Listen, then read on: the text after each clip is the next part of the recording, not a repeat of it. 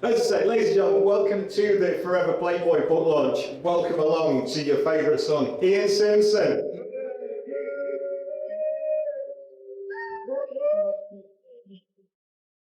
So actually, I can't believe there's so many people here, and especially people have come from so far away. There's folk from Liverpool and London and Edinburgh and... There's folk from all over Britain, so thanks very much for... we can't do much else on in Dumfries tonight. Thanks everybody for coming. The pole vaulting's finished. So they'll come down to see us. And also, ladies and gentlemen, the man that put the book together, Stuart Barker.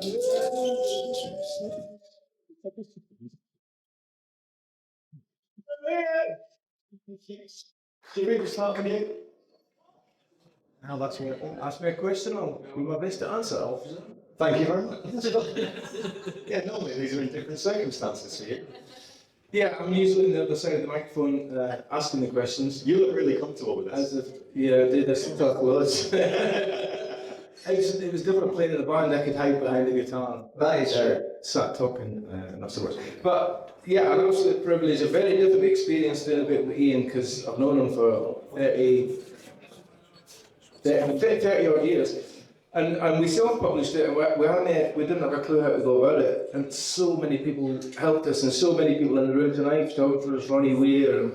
We're trying to go up, we can't hear a thing at the Oh, really? Yeah. Is that better? So really talk loud into the microphone. So I need to talk like this. Is that a lot louder? Like that. Like that? Blimey. Okay. Project. Right. Okay. So yeah, me and Ian go back a long way, and that made it a lot easier to do the book because I felt I could ask him. If any of you know Ian, you'll know he's not terribly happy talking about himself.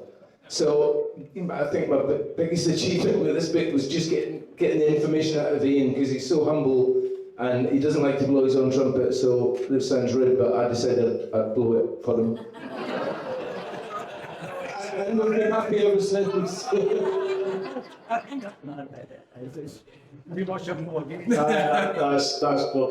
funny.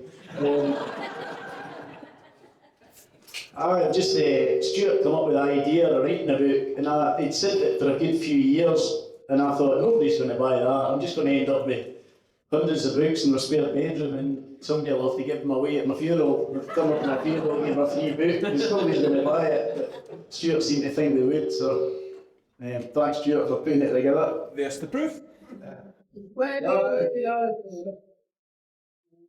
What's happened is about half the stories I went to put in, Stuart kept saying, you can't say that, you'll get sued, or you're not allowed to say to talk like that, unions in this day and age, you can't say that, you can't. So hopefully we can say some of the stories tonight that we're allowed to put in the book. Alright. So the story of how the book came about, when did the first conversation happen? When did it all start to come together for both of you? I was on my sofa exactly about a year ago. So we wanted to do something together as an excuse really to ride around Galloway on a motorbikes a bit more often, and the only thing that made sense was to do a book. And I knew, because Ian doesn't shout about himself, I knew a lot of stories about him that I thought people would like to hear. I mean, there was still stuff when I was working on the book, I didn't know that he almost had to have both legs amputated, because he doesn't think that's worth mentioning. That's just like, well, you know, a kid stubbing your toe. So the amount of stuff that came out, I mean, being addicted to tramadol for 23 years, for the sheer pain of living with these injuries, people don't realise what bike racers go through to be able to do what they do. People tune in on a Sunday and watch the glamorous racing on TV, and I wanted to show people the real everyday workings of being a champion bike racer, because the insecurity of, you know, you get injured, you've not got a job for next year, how do you pay the mortgage? You know, when you break more, Ian's broken his back and won a championship the next day. I wanted to show the real nitty-gritty and not just the glamorous side of it, because there is a maybe not a darker side, but a far more serious side than the showy, you know, Sunday afternoon TV spectacle. There's definitely a darker side to it. I think with anybody who's been involved in the sport over any amount of time knows that there is a darker side to motorcycle racing. It isn't all the glitz and glamour, but the glitz and glamour outweighs the difficult times, that's for sure. Simmo, how was it for you talking through, Stewie, about the book and going over some of those more difficult times? Oh, it was quite good, really. I really enjoyed it, just bringing back a lot of good memories and stuff. So, I think we both found it quite easy, really. Well, relatively. But kind of cathartic in some kind of ways, because there'll be stories that you've forgotten that you knew, and bringing back great memories, and trying to not bring the bad memories to the fore too much. You always, when you finish the book, you always remember loads of better stories and things that you wish you put in, but I think everybody does that. If you're writing stuff down, you forget some of the funny stuff. But Volume 2? It makes for a second book, doesn't it? That's the thing. Well, we'll sell this one first, and then we'll get the second book done. So that'll be another story. Of all the stories that you remembered when you were recounting for the book, which one surprised you the most that you'd kind of forgotten? Oh, that's a good question.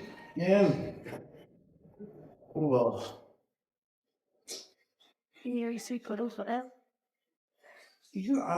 Just Bill. Where's Bill?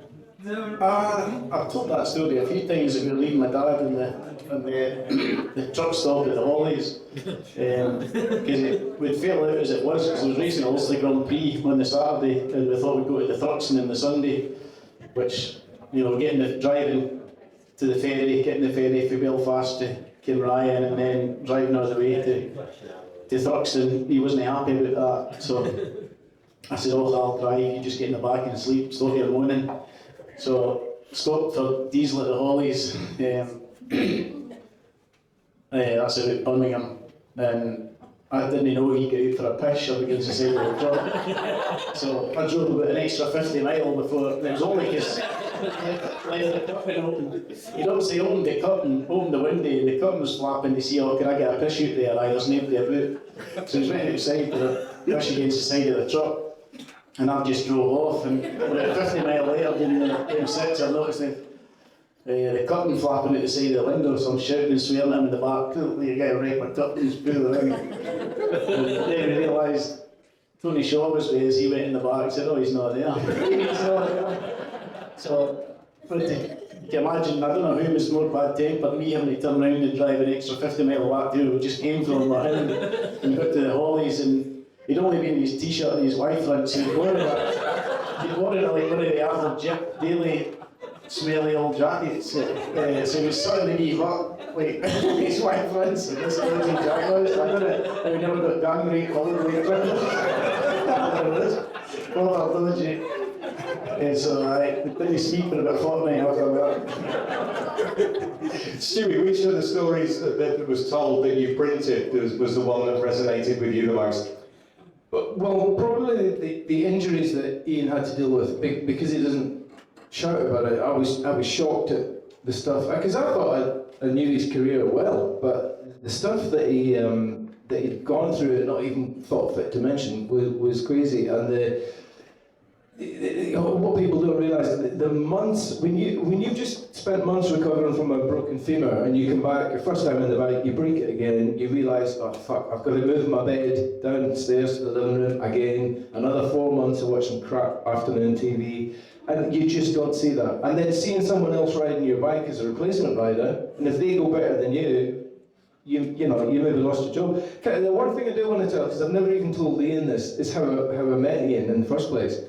I was crazy into bikes, as was my whole family, my mum and dad who are here tonight. And me and my dad, and I think my mum, were at the Ulster Grand Prix in '91. And we had this new local Dumfries and Galloway boy doing really good. And Ian was racing hard against Joey DeLong and Robert DeLong, and really making a good go of it. And I never met him, and we went, family went to the pub at the ferry port on the way back, and I seen Ian go in his van and just ran across to, get his autograph, shake his hand, mate. And then I thought, I enjoyed that race so much, I wanted to get involved in bike racing somehow, and writing was probably the easiest way for me. So I phoned Road Racing Ireland magazine and said I had an interview with Ian Simpson, do they want it? I didn't. And I got in touch with Ian because his mum worked in the tourist office. No, his girlfriend's mum worked in the tourist office in Debatey, and my mum worked in the tourist office in Stranraer. So I thought, we can get his number probably. So then I got his number and I phoned Ian and I said, I've been commissioned by Road Racing Ireland to do a feature, and can I come through an interview? And he went, aye. So I double played both. It was the only smart business decision I've made in my bloody life. I played and it worked out. It got printed, and that was the first. I don't think I've told you that, have I? I know you're a chance. I'll worry about that. What are your best memories of working with Stewie on the book? Some of the stories that were laughing. They said you can't put that in. Things like there was quite a few stories about me and Jim Smith when we were boys. I can mind we were in CD outside the Town Hall one night, and there was a great big fight broke out. It was all that like debate against CD, against Kirkcudbright and everything. Just like, kind of like when you're 18, you think that's a good idea for some reason. So it was a massive big fight outside CD Town Hall.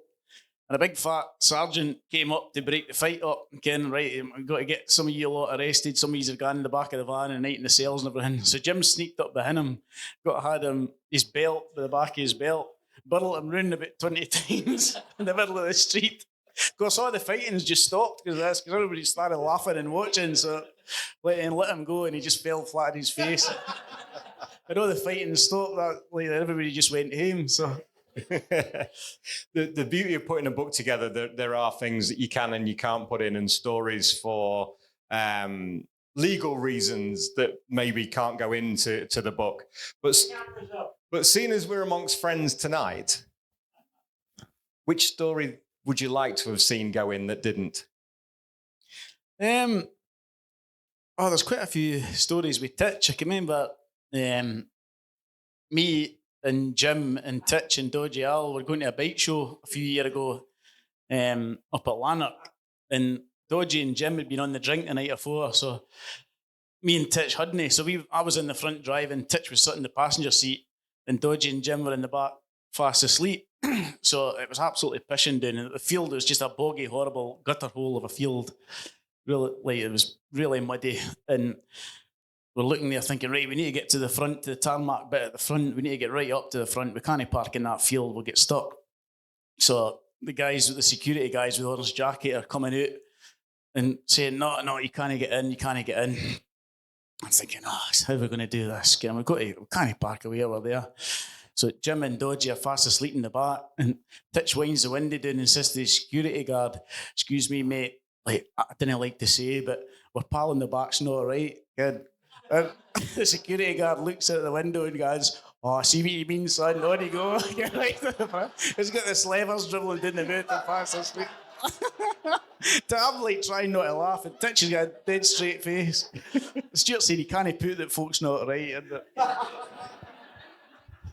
For you, Stuart, which one would you like to see go in? For me, a lot of the favourites was relating to Jim Moody, funnily enough. Jim's not keen to promote himself or do features or do books, probably because it would attract too much attention from unwanted areas. But for me, some of them, the stories that Ian told about Jim were just bloody hilarious. I loved the. If anybody knows Jim Moody, you know, seen as a proper hard man, so you can. It's hard to imagine him lying in a scented bath with scented oils. But Ian's best place to tell you how that happened. Jim Moody lying in a scented bath with candles. Oh, there's so many stories about Jim, but we were away skiing, and Andy Wheeler that went skiing with us, he's right well organised, and he goes skiing, he brings like scented oils and massage stuff and all that kind of Epsom salts for the bath and everything. So he's put like a bottle of Prosecco in the fridge. He's run his bath, he's got it out at the right temperature. He's even got one of the wee thermostat things to get it out at the right temperature. And he's like got his bathrobe on and his slippers, and he's lit a cigar and everything. He said, right, gentlemen, you won't see me for some time. Just as Jim sneaked in, locked the door and jumped into the bath.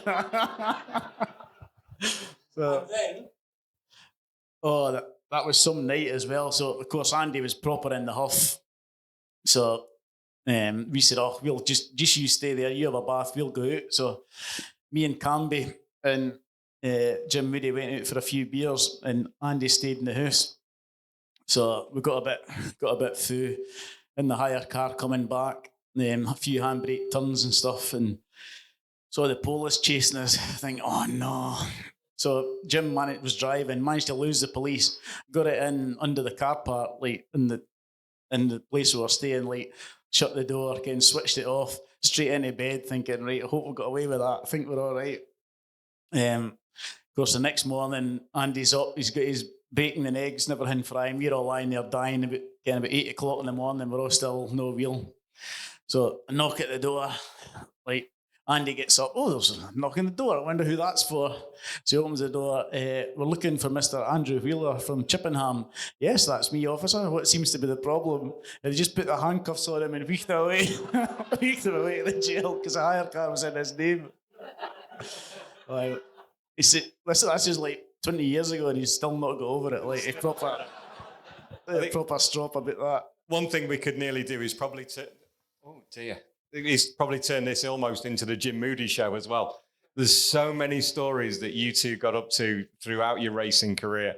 When we did the podcast back in February, if you'd be so kind as to recount the story of the can of Coke. Oh, I was just thinking of the one when Jim likes his big fancy American motorhomes. I remember when he got his first one.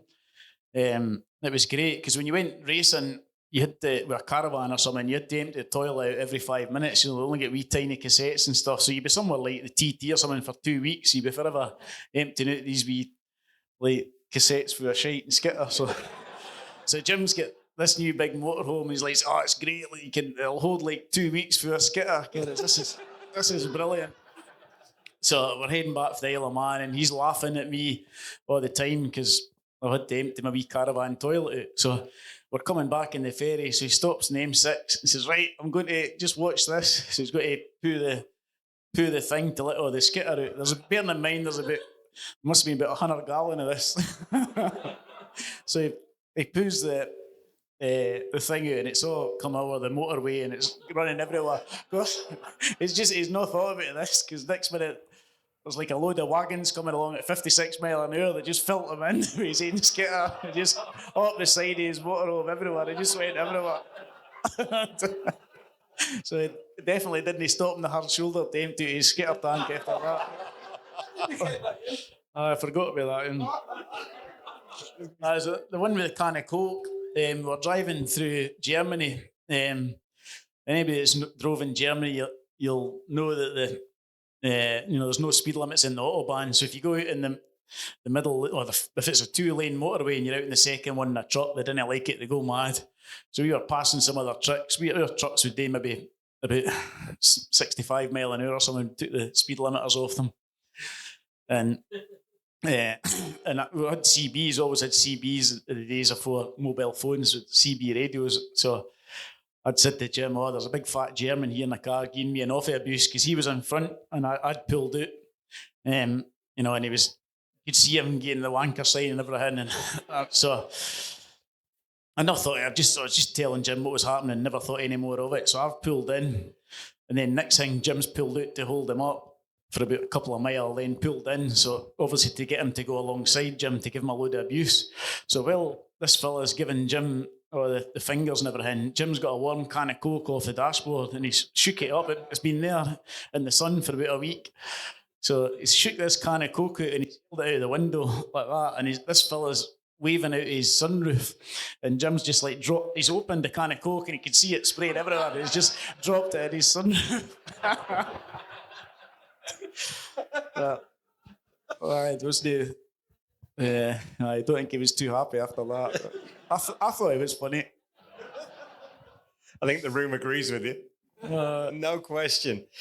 You had a super successful career, TT on the roads as the only man still, and probably for me will always be the only man to win Supersport and Superbike in the same season. That will never be done again, I don't think. I think it could be done again if they had proper prize money again. There is that. Yeah, there's no prize money, so there's not really any incentive for not the incentive to do it. Because there's plenty of good riders nowadays could do that as well if they had the chance, I think. So it's 5 races a weekend for some, but they should be fit enough. Aye. And financially well enough if they make a decent go of it. What are your best memories from that season? Oh, it was hard work riding 2 bikes in the same day or 3 bikes sometimes, because every time you jump on a bike, it feels awkward because you've been in a different one, so every braking point and if you just ride the same bike all weekend, your exact braking points or turn-in points, or exactly what a bike feels like. And if you're riding 2 or 3 different bikes, you've got to make it up a wee bit as you go along a bit more and just do it off a feel, because it always, it's really hard to do rather than just repeating that consistency. So it's really satisfying to be able to do that, because it's definitely not easy. It's easy to ride 2 or 3 different bikes a day. It's not easy to try and win on them, certainly. Were you aware of what you'd done at the time? Probably not really, no. I mean, Jim Moody had been, the year before, he'd won the 600 and been second in the Superbikes, so he wasn't far away from James Whittam won the Superbikes the year before. So I wasn't. There was other people. Brian Morrison in about '88 won just about everything. So there's people nearly done it, but I think the Paddock's changed a lot over the years. It's completely different now to as it was when yourself and Fearless and Brian and the rest and Jim Witt and the rest of them were out there. What were your best memories of being in the Paddock at that time? Oh, definitely the folk you meet more so than the racing. It's just the interesting characters, and you're obviously going to meet much more interesting people racing motorbikes all over the world than you're like working in Tesco's or something. Not saying anything wrong with working in Tesco's, but you're going to meet more interesting people doing something like that. So I just thought that the friends you make and all the memories, all the laughs really that we had. What's your biggest memory from being back then? The best times you had? Loads of good memories. We have memories that you forget. I was talking to Dave Bridge. It was my first ever sponsor. I had a hotel in the Isle of Man, the Sandringham Hotel, and a few of the boys in here. Me, Jim Smith again, and John Robertson in here. We'd be about 15 or something. John's a wee bit younger than us. He's probably only about 13. And we put our pocket money together and went and got a couple of bottles of vodka and polished them off in the room. And proceeded to get down into the bar, and then I can remember old Bridgie kind of ushering me out the bar and putting me into next door's garden so I could spew down the railings of the next hotel and all over his hotel. I never was very good at having my drink right enough. It's funny, old Bridgie, because I remember for a few years I didn't go back to. Well, I went every year to watch the TT, but I didn't race because in '89 3 of my good pals had been killed doing it, and I thought, this isn't for me really. So me and James Whittam every year went with enduro bikes, and one year I took my old Transit and put Fogarty's bike, enduro bike, and James's enduro bike, and mine in the van, and we stayed at the same hotel. Old Bridgie let us stay in the hotel for nothing. He said, right, but you need to go. I've got a load of old pishy mattresses. You need to go to the dump with them. So I didn't mind a good hoker in the dump. You can't what you'll find. Anyway, that's another story. So turned into my father, honestly. So I took these mattresses and we're getting them out the back of the hotel and putting them into my old Transit. And there's a couple of like bike race fans come along with they've got the leathers on, they've got the GSXRs and everything, and one of them says to Bridget, "Wow, do you know who that is?" And Bridget saying, "What are you talking about?" He says, "That's Fogarty and Whittam and Simpson." And Bridget says, "No." He says, "It is, I'm telling you." Bridget says, "No, it's just 3 old bin men."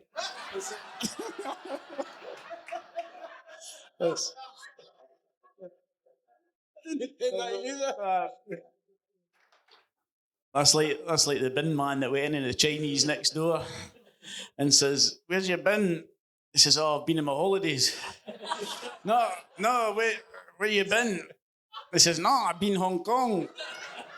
He says, "No, where you really been?" I says, no, I've really been to Hong Kong.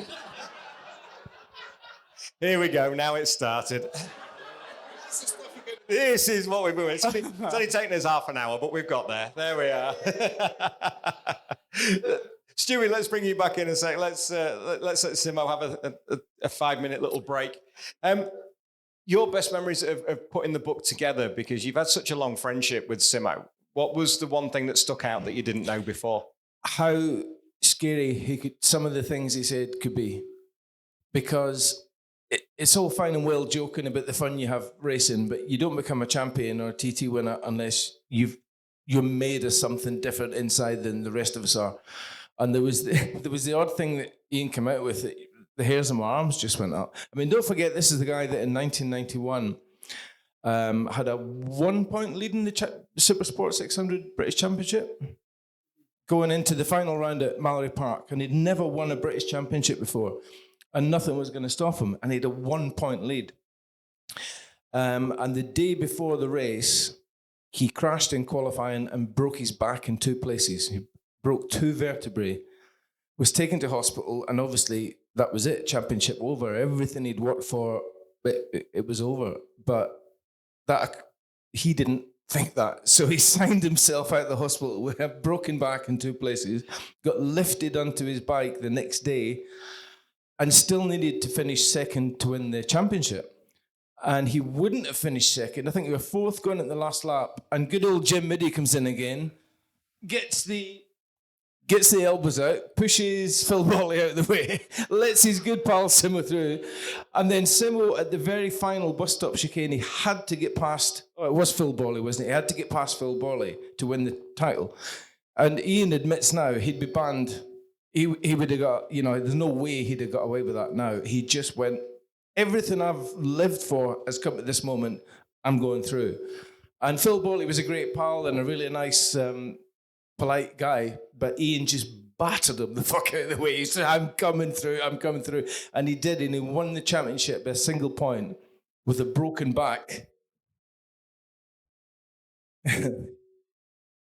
but still plays for it to this day. I was going to say, you wouldn't be clapping if you listened to me whining about Stuart Barker every day. Not that again. Jesus. But you can know somebody for a long time, and he's very humble, as we know, and all jokey. But then there was certain things he'd come out with, and you think, bloody hell, he's made of very, very different stuff from me. And one of the times I went, ooh, I would not like to get on the wrong side of you, was the hitchhiker story between Debate and Dumfries. When he's got a cage on his leg, he's an absolute cripple. He's just been able to get into the van. Can we sort that? Somebody.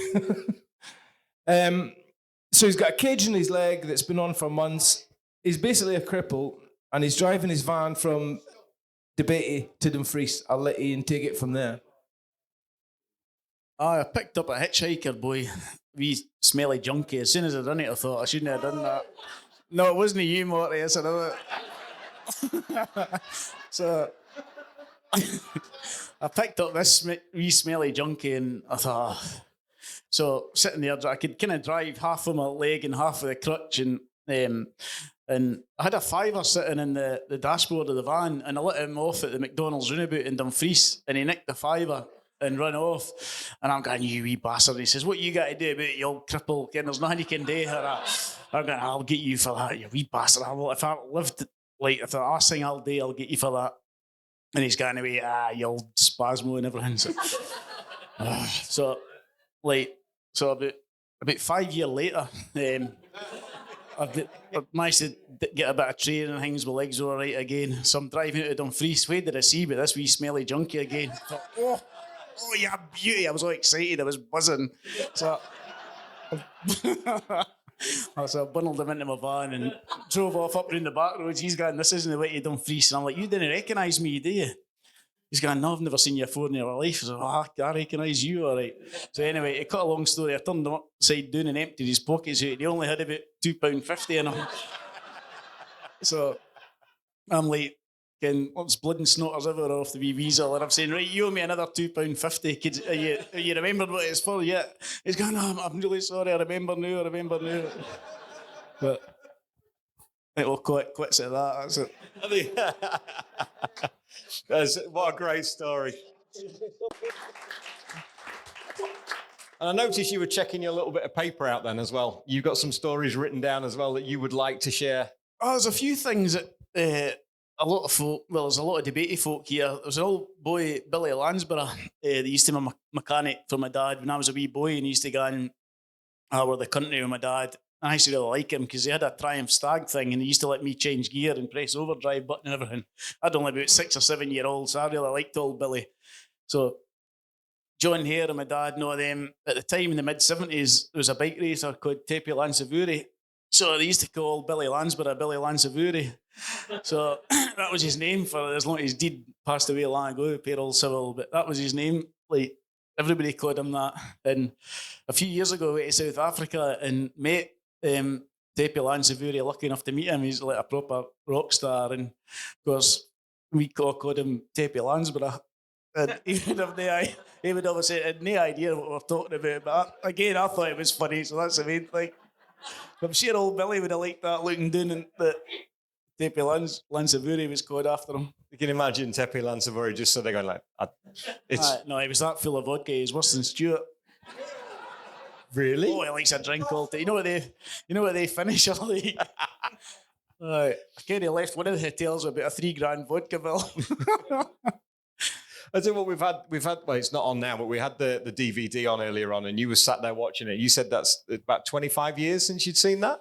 Keith Grierson's done some amazing stuff for me over the years, and there's Keith there. Keith and Jimmy have helped me since I started, right from the very start.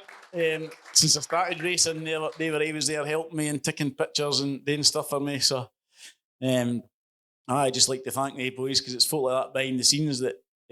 Keith's videos and stuff got me quite a lot of sponsors back in the day and a lot of rides for teams and stuff with sending that to folk and showing it to folk. So wee things like that make a massive difference that you don't probably really see, you know. Of all the events that you've raced at, you've ridden road racing, you've done the short circuits. Which event did you always look forward to the most? Oh, that's a good question as well. I like the Northwest. I like Thruxton. Always seem to go all right at Thruxton. I like Dulce Grand Prix as well. Probably the best fun I've ever had was practice around the Isle of Man. Not actually racing because you get too nervous, but just setting off to ride around the Isle of Man for a practice lap and a bike that handles nice, like a 250 or a 600 or something. Practice nights in the Isle of Man and a nice night. That's probably the best fun I've ever had on a bike, I would say. Did you do the early morning ones as well? No, I hated that. I'm hopeless in the early morning. I couldn't. I hated the early morning practice because the sun's in your eyes, there's rabbits scooting out the ditches and there's dampness coming out the road. Anyway, everybody knows, like, you know, the road will be slippy, really slippy at 5 or 6 in the morning.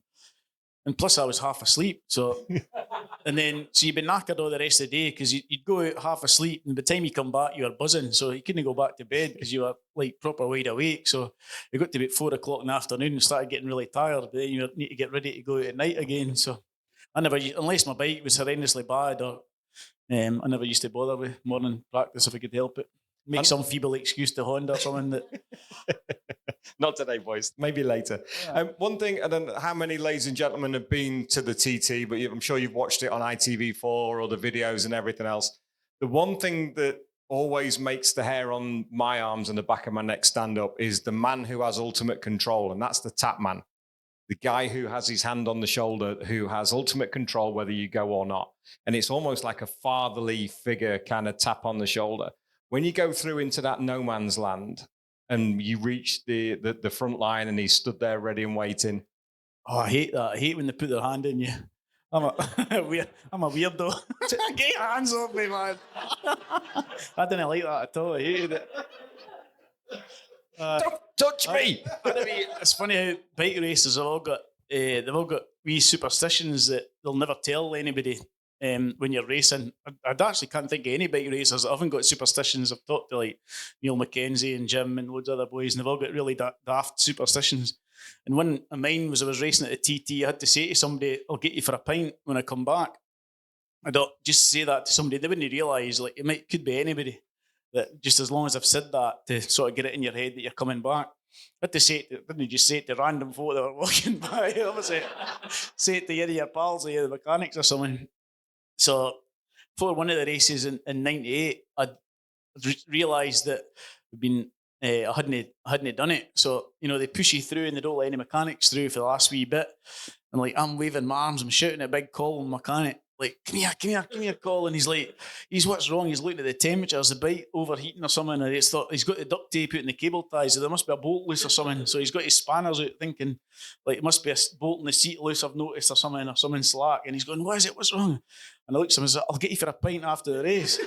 And I looked at him and I thought, what is that silly idiot? Like, what? He's lost it. He's absolutely lost it. And I'm like, right, cheers. And then the tap of the shoulder, and away you go. And he's like, the marshals are trying to put him off. Hey, you're not allowed in here. You can't get through that. So if you actually watch that video, you can see him, getting sort of dragged off with the marshals in the back. And he's going like, I don't know. Like, he's like trying, like. Of all the times and places to do it, Simmo. Everybody's got weird superstitions, I think. But strangely enough, I was reminded of that a couple of weeks ago. I was sat with Jamie Robinson, and he had a similar thing where a competitor that he'd been alongside of said, I'll see you in the bar later for a pint.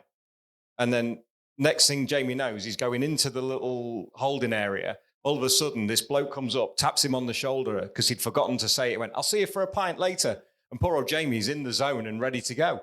So, fancy putting your mechanic through that. The mechanic's doing that as it is, without you trying to bring him into that area and scaring them a bit more. Need to have a wee pint when you've finished. Which was always the favourite part of the course that you enjoyed arriving at the most? The Isle of Man, for me, it was from Ballycrane to Glenhelen. That's a sort of twisty section where the bike's on its side over. I loved that bit riding through there. That was a bit I felt I could make time up through there. And the best bike you ever rode around there? Oh, 250 probably. 250s are lovely things. I thought it might be. It lends itself to it beautifully, doesn't it? You were leaning in? I never actually raced a 250 when I was racing. Only at the TT, I raced one twice. And I didn't do a practice day or anything. I just set off a couple of laps in practice day in the start of the race. So Joey passed me in the last lap. I was number 1 and he was number 3. And just showed me how to ride it, really. I was hanging off it in big handfuls of brakes and throttle. And he was just holding it flat out everywhere, really. Just gave me a lesson how to ride a 250. So, I learned loads off of Joey in that lap. He was the absolute master. We'll bring you back in, Stewie, on this one. As you may know, most of you do, Stuart, you've written many, many books on motorcycle races, Joey being one of them. You've done Barry Sheene and Neil Mackenzie and Hizzy, and I'm going off the top of my head, there's probably more. And a certain Evel Knieval as well. Oh, yes. So you tell me about the Joey book. Because Joey was an incredible man and obviously someone that Ian looked up to and raced against. Yeah, the Joey book was the book I always wanted to write because my dad took me to my first race at the Ulster Grand Prix in 1983. And Joey was the man doing the winning, and it was pissing the rain. And Rob McElnay since told me that Joey can pass like a bat out of hell in the pissing rain, and Rob thought, if you want it that bad, mate, it's yours. This is mental. So I was Joey nuts ever since then. And when he was sadly killed in 2000, some other books came out, so the time wasn't right then, and then enough time passed and I got the chance to do it. And usually when you write a book and you try to contact people, like with the Valentino Rossi book, nobody would speak to me without Valentino's express permission. He has that much power and they were that afraid of him. So it was really frustrating. But the Joey Dunlop book, nobody refused to talk to me. So I tracked down the lifeboat guys that saved him when the fishing trawler sank in 1985. So it was a real labour of love to do it. And this sounds really mincy, but I was crying at times when I was writing it, and I was thinking, well, if it's having that effect on me, hopefully that'll come through in the end product. It's it's a book I'm really proud of because everybody gave so willingly and told me stories, and everybody. I mean, I was either crying or laughing with the stories. There was no in between with joy. You know, it was like really tragic, horrible stuff, or it was just so funny, and just what a privilege to speak to everyone that had been kind of so close to him. How different was it to write the book with Simmo, with it all being so personal and being a friendship? It was therapy, honestly, because I've got great pals still up here, but being Galloway blokes, we don't phone each other and catch up, you know. So we had a perfect excuse to speak every day, and we had to keep bringing it back online because we would just fucking rant about anything that was annoying us that week, you know. So I always come out of that thinking it was like therapy, and I just felt better after talking to Ian. But one thing I did want to say, when he was 19 years old, and I keep coming back to the darker side for some reason, it was Ian's first TT, and his teammates were Phil Miller and James Whittam on the Durex Suzuki. And when they got sponsored by Durex, they were given boxes of condoms to go around the NEC. James Whittam and Ian handing them out, you know, as sponsorship stuff. All they did was give them to a few girls they fancied, then kept the rest in the back of the van for future use. They're still fucking there, Dave. They're still there, baby. I have seen them. I was loading those books up earlier. I have seen them. You can't get in for the packets that are in there. But the London Rubber Company. The rubber's still standing up. It's good. The rubber's good. But no, I wanted to say... again, this is what's inside these people that come across as he is humble and friendly, but at 19 years old, within 5 days, he'd lost 3 of his closest friends at the TT, including his own teammate, Phil Miller. And I can't imagine what a crossroads is in your life that must be, because it's like, okay, do I really want to keep doing this, or is this a time I walk away? But you've already put so much work in. But I should hand back to Ian to tell you how that fortnight panned out, because it really is the measure of the guy, I think, of, and just at 19 to decide, no, I want this bad enough, I'm going to keep going. Oh, it certainly toughens you up, that's for sure. But I didn't race at a TT for another 4 years or something. It was a bit of a kind of love-hate relationship with the TT. I love riding around it and I love the place, but it's just so dangerous. But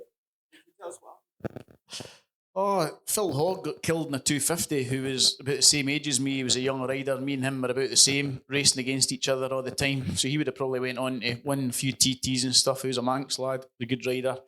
And Steve Henshaw got killed as well. He was one of my dad's best pals.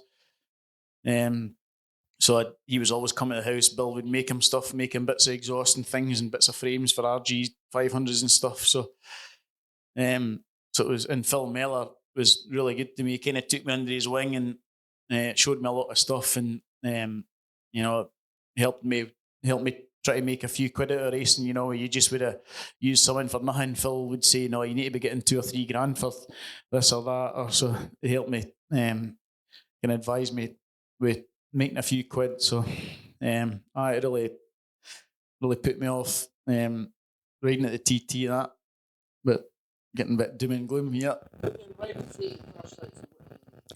It's horrible when you see, because they don't really see that so much nowadays. They just put the red flags out and they don't, you know, if somebody gets badly hurt, they just stop the race straight away and put the red flags out and stop the riders. In our day, you just used to have to race round about the bodies lying in the road, you know, just before lying in the road, and just I can remember 2 or 3 bodies lying there and just, you know, folk going just flat out by it, really, which is a bit mad, really, when you think about it. Yeah. Thanks, Stewie. I was actually just trying to think of some funny stories again. What I do I'm busy looking at my questions, thinking, pull it back, Dave. Pull it back. I did. It's a drink.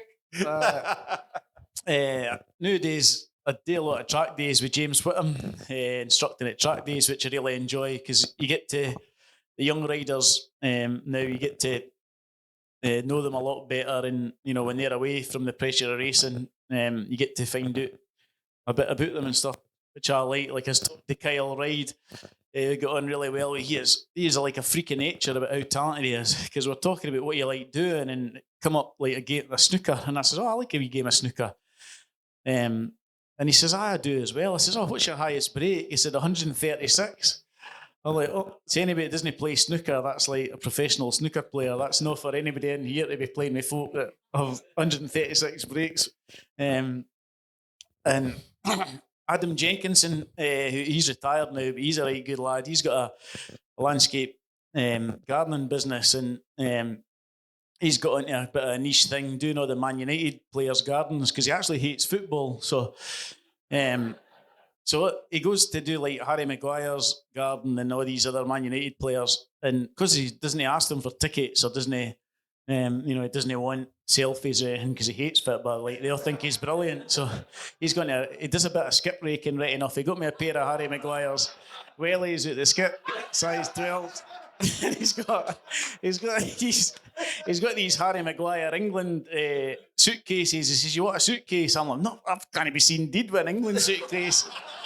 Like, so I was like, "You can have it, Dave, if you want. Jenko will give you a Harry Maguire England suitcase." I'm going to have a word with Jenko next time I see him. Adam Jenkinson, Skip Rat Enterprises. He's so what funny, Jenko. He was telling me a story that his dad was a right character as well, because he's a bit of a sort of Manchester gangster, but in a nice way sort of thing, a likeable gangster. So they done this all women's garden in Manchester. They went every 2 weeks and cut the hedges, cut the lawn and stuff, tidied it up, blew the weeds out and everything. So he turns up there in like the usual time at like 8 o'clock or whatever on the Tuesday morning to go in, and she's all crying and she's really upset. And so they're like, "What's wrong? Are you all right?" She's, I want you to really do something for me that it'd mean the world to me. And she's, anything, what do you want? She says, "Well, I don't want you to cut the grass today. I want you to take my hamster, wee Jimmy's like on his last legs. I want you to take my hamster to the vets and get him put down." So, that's terrible. We can do that. She's right. There's the like whatever it was. There's 100 quid for doing the garden, and I phoned the vets, and it's like 60 quid to get the hamster put down. So there's a 60 quid for the hamster. She says, I can't bear to be at home. I'm going to go to my sister's up the road, and I'll be back about 5 o'clock tonight. If you can let me know send me a text message to let me know everything's all right. So off she goes in her wee Fiesta. So Jenko and his dad's waiting, got this hamster. So Jenko's dad said, "Right," they're in the garage, got the hamster out of the cage, and Jenko's dad says, "Right, let it out of the cage." So he's trying to hit it with a shovel. So eventually, this wee hamster, he says it was all the fur was off it and everything, it was knackered. So eventually he's clattered it with a shovel, put it in a poly bag and tied it up, went outside and put it in the bin and said, "This is one of the stories." Stuart says, "You can't put that in the book." But, so they pair of went to their favourite cafe and treated themselves like steak pie and chips. So on the hamster thing. And then, of course, told her it all went well at the vets. Poor wee hamster's away to a better place and everything. And that was it.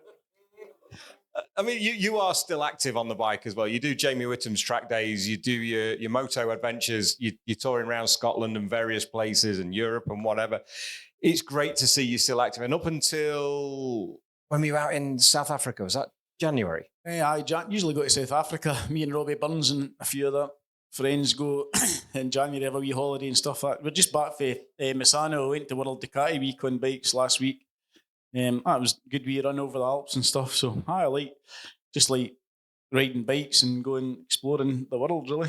Talking of World Ducati Week, I was with a mutual friend of ours last week down at Silverstone, and he was telling me a little story of a racer's eye view, because they see things completely different to how we do as regular road riders. They're a breed apart. And Andy was telling me that you were looking at what Glenn was doing out on the Misano circuit. And if you explain to the ladies and gentlemen what you saw and what you did.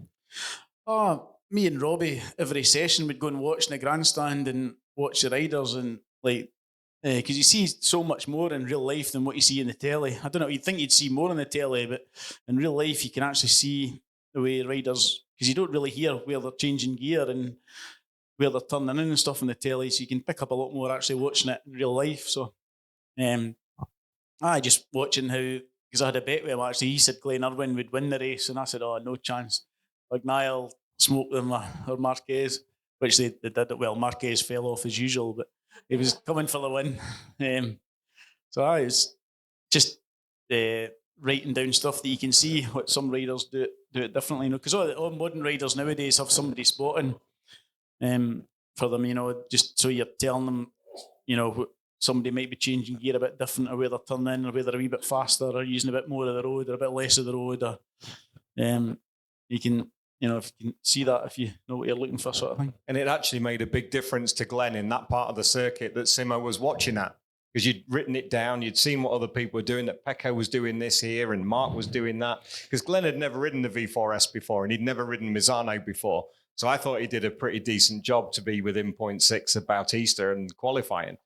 I did that. I wrote it down in sort of bike racers language, and a couple of photos reading it going, I won't know what that means. As I guarantee you, well, I know exactly what that means, just because it's all abbreviated in like notes with how you write.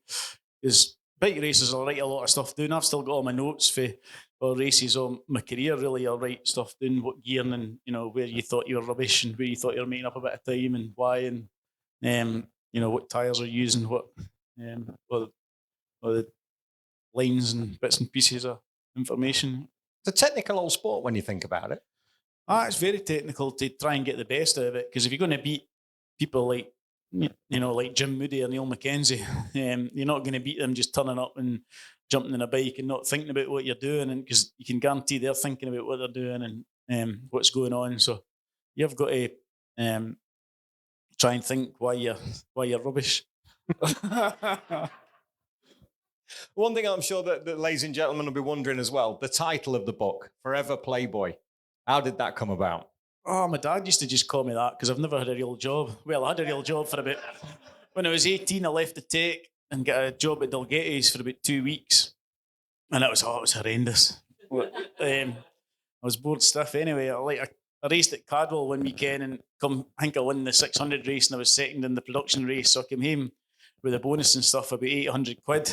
When I was 18-year-old, I thought, I'm rich, I'll never have to work again. That's because that was about 3 month wages working there. So that was it. And managed to not have a job ever since. Just played a bit of motorbike. So very lucky, really.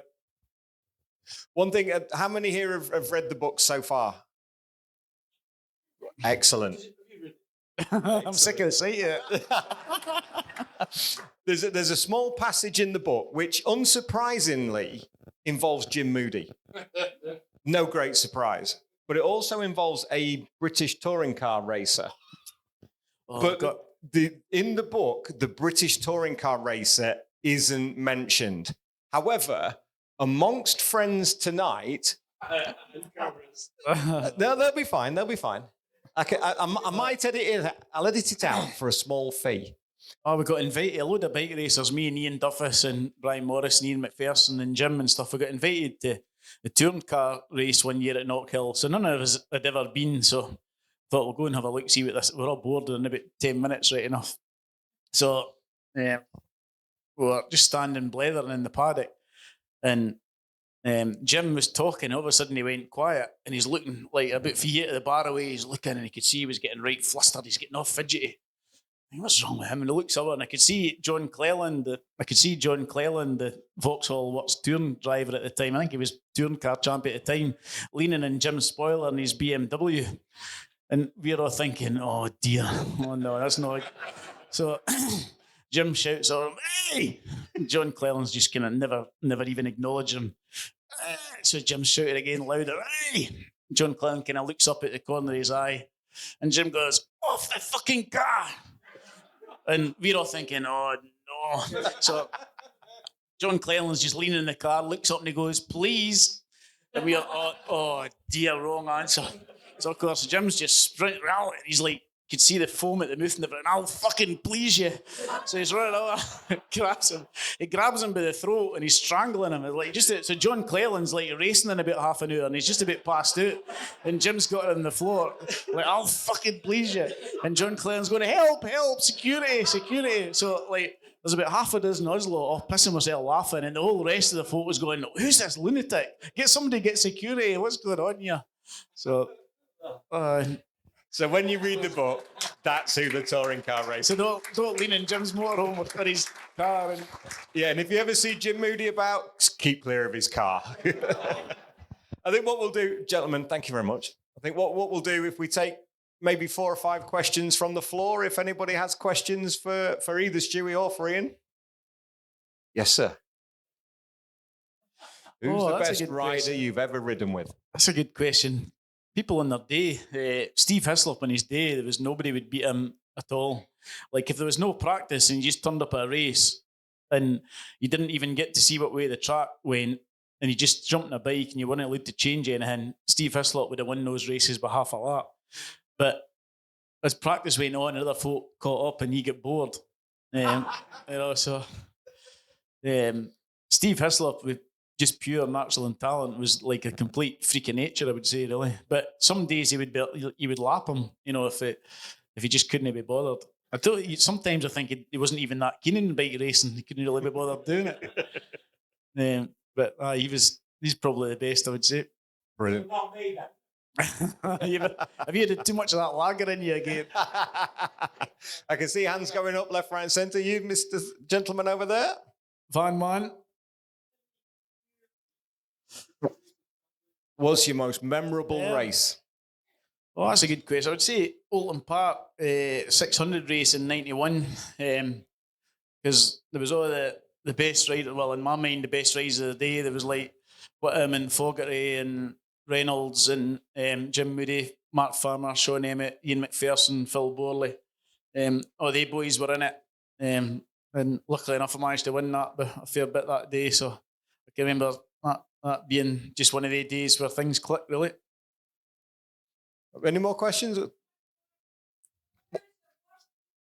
Who was your worst teammate? That's a great question. That's a good Round of question. applause. Let it go. Oh, that's a good question. I'm trying to think. I can't actually remember. Oh, don't, because everybody's just... The whole floor's just gone. I'll go through it, right? I'll go through them. My first proper teammate was James Whittam, and he's still one of my best mates. I got on great with him, and he's mad as my absolute lunatic.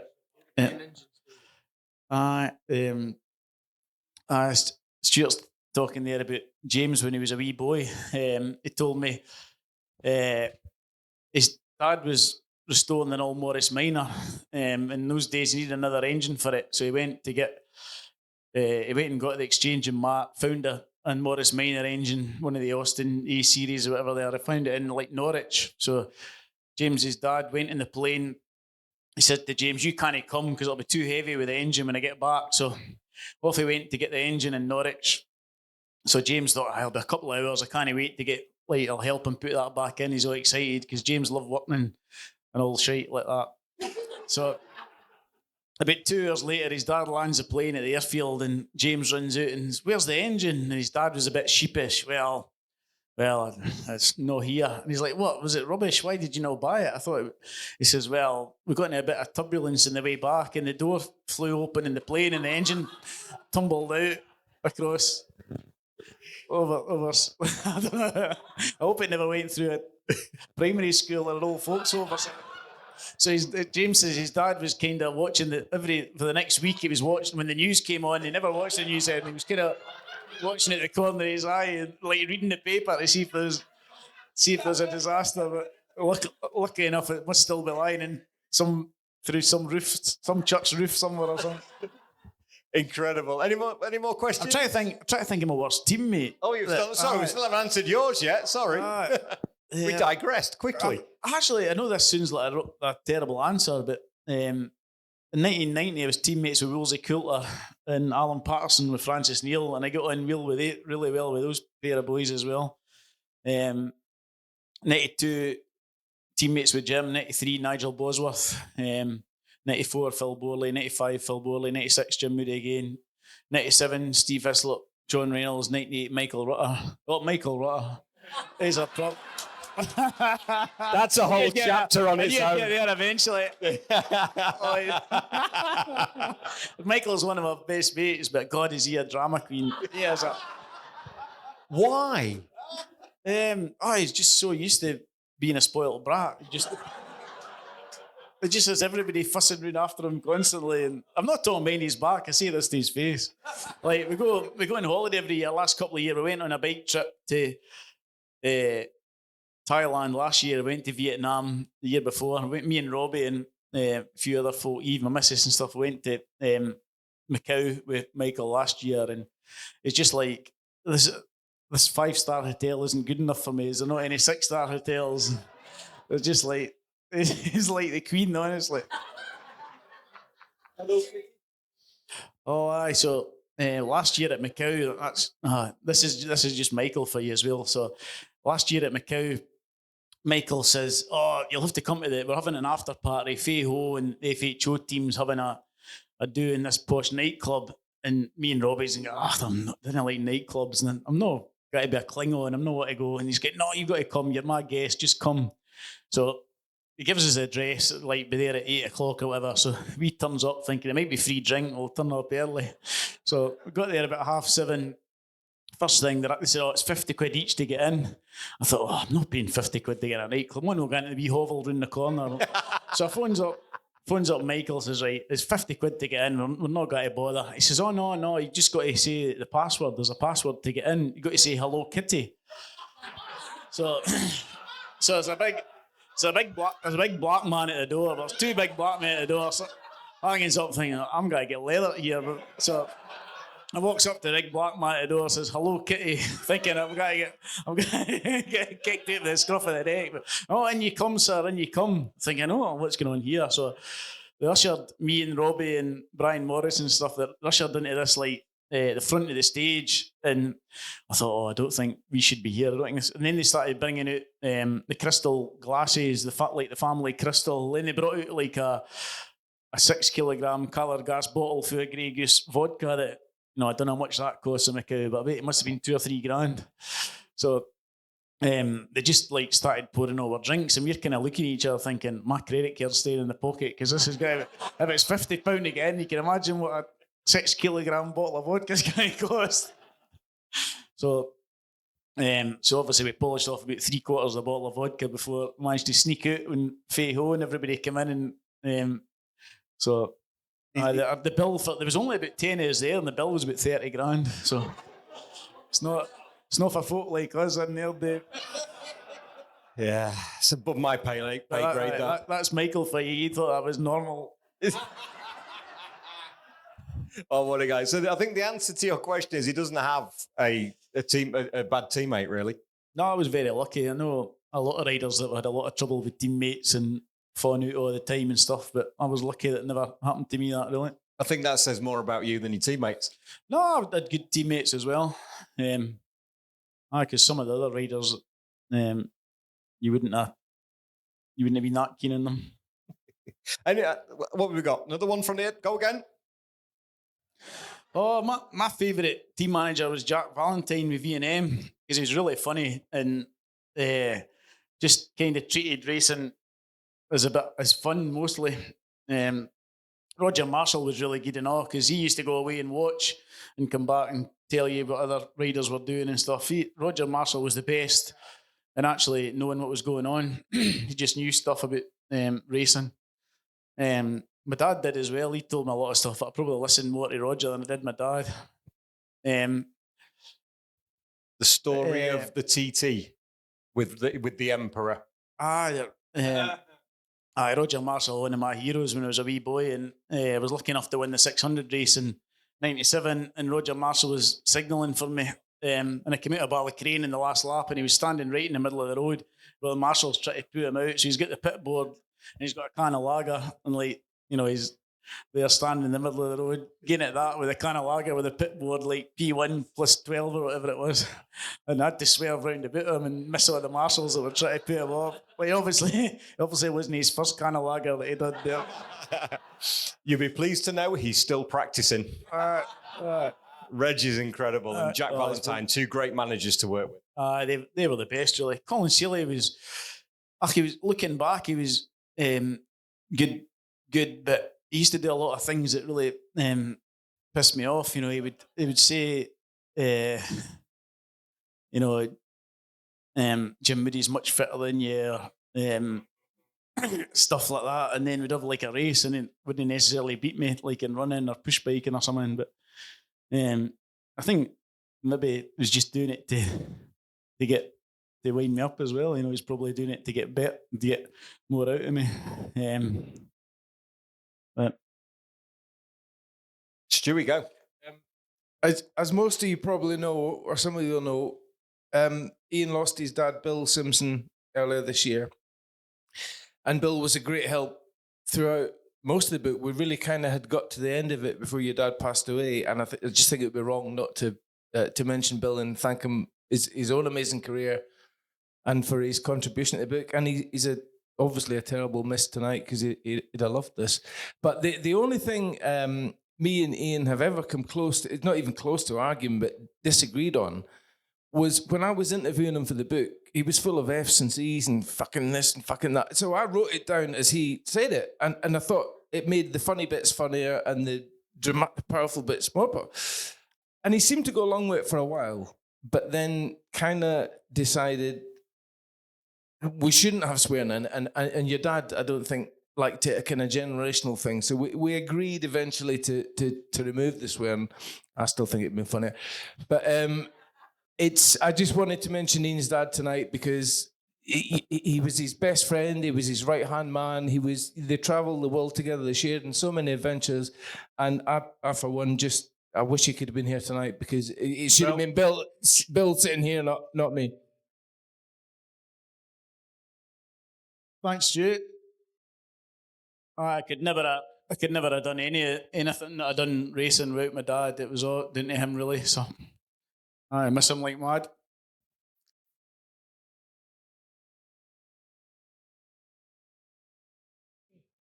Sorry. Do you know what? I think that's the perfect place. Ladies and gentlemen, Stuart Barker, Ian Simpson.